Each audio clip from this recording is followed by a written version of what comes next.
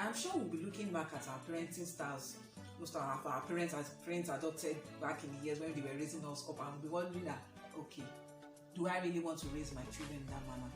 I'm not saying most of their methods were bad, but sometimes when we look back at the way we were raised, we're like, now that we are more mature and that we are more exposed, we know that, oh, I wouldn't want to raise my child in that manner. I wouldn't want to go in that direction because of the effects that might have later on in life. And that is where millennial parenting comes to play. That's with different reactions. Like, how do you expect to raise your children, be it a boy or a girl? But this time around, emphasis on the boy child right now.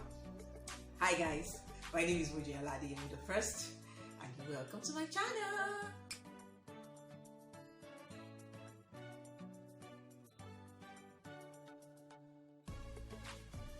Teaching our boys, our boy child, not to feel entitled to a woman's body. I have a son, and I thought of it, okay, the rape culture that has pervaded Nigeria recently, not even Nigeria, all over the world, I think it still boils down to the upbringing of every boy child. It still boils down to the negligence from parents, if we are to look at it from that perspective.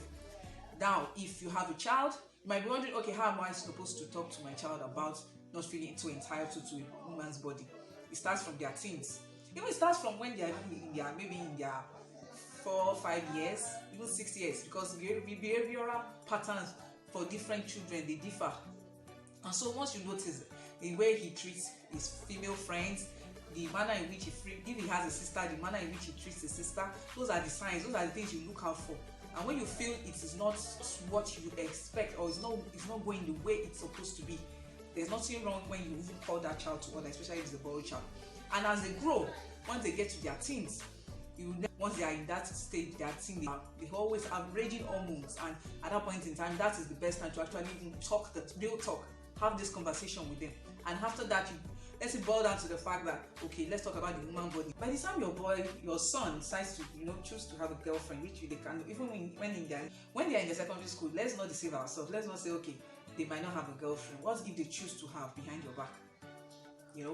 And so this type of conversation should be if you have it ahead of time, so that when you tell them, okay, it's good when you have a girlfriend, this is how you're supposed to treat her. Like I said, behavioral pattern for different boys differ, and it still boils down to us as parents. When we do not, neglect our duties, we should learn to, draw them closer, get close to them, study them, have them, have talks with you, make them get close to you, so that they can open up to you. Once you see that a boy child is being a bully, definitely he's going to bully a girl by the time he decides to have a girlfriend. Those are the signs. If he talks to or disrespects a female gender, or does things or say things that are out of place to the female gender, those are the signs. At least for that age, when you notice, you bring them closer, you talk to them, you let them understand that this is not how to do it. This is not you. I'm a mom. I'm your mom. I'm a woman, and I know you will not disrespect me. So put whoever it is, be it your girlfriend or your female friend, put that in that perspective of your own mother, and that respect you are called her, your mom. The respect you are called your mom, you are called that to the female child. These are the things that will shape their mentality, and when they grow up, they will not see the woman as some kind of object. They will tend to see the female in the perspective that, okay, she's like a mother figure in my life, and as much as I respect my mom so much as I love her so much, that same love, that same respect I gave to her, I have to provide. I have to see that in whoever it is, be it my girlfriend, be it a friend. Because these days, when you tend to when you inquire from this rapist, it still boils down to the background they came from. They feel, okay, now that if I have asked a girl out and she says no, I know sometimes might mean yes, I know sometimes might mean keep pushing. When in the actual real sense, when a lady says no, I know it's a capital no. But because of this mentality they've grown up with, this background they are coming from, so they see that, okay, if a lady says no, let me still push further, and if she doesn't, I have to have my way with her by fire by force, which is wrong. So it still boils down to us as parents, because day in, day out, I tend to come to the conclusion that if we are to rid the society of rapists, it is not a day's job. It's going to take years and years, and it is left for us this generation of ours that have sons.